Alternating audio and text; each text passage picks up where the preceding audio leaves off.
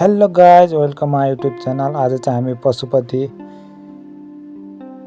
केही दृश्यहरू देखाउँदैछौँ। पशुपति चाहिँ एकदमै घुम्नको लागि रमाइलो र सुन्दर ठाउँ छ। नेपालकै क्यापिटल सिटी काठमाडौँमा रहेको पशुपतिनाथ मन्दिर।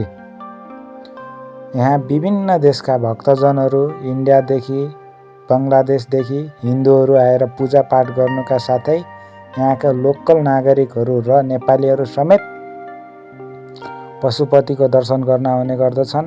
साथै विदेशी पर्यटकहरू समेत पशुपति घुम्नको लागि आउने गर्दछन्।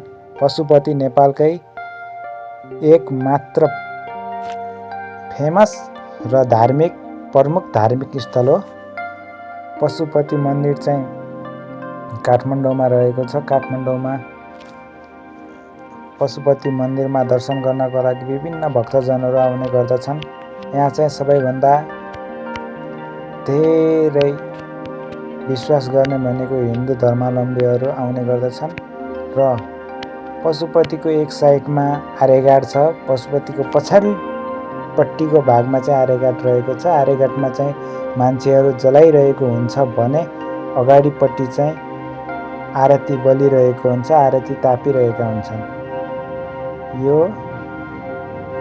विश्वकै एकमात्र यस्तो मन्दिर हो कि जुन मन्दिरमा लास जलिरहेको हुन्छ र एकतर्फ आरती तापिरहेका हुन्छन्।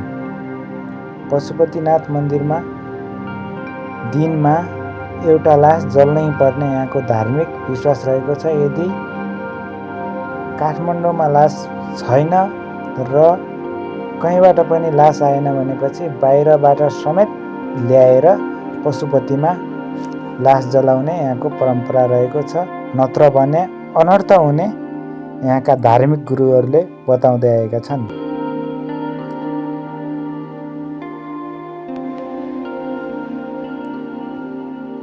पशुपति एकदमै फेमस ठाउँ हो नेपालको। हजुरहरू पनि आएर एकचोटि घुम्न सक्नुहुन्छ, भिजिट गर्नुहोला।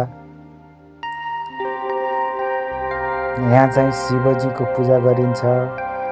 विभिन्न आकृतिका मठ, मन्दिर, मूर्तिहरू देख्न सकिन्छ। र पशुपतिमा बाबाहरू भने अनेक रूप धारण गरेर बसिरहेको तपाईहरूले देख्न सक्नुहुन्छ।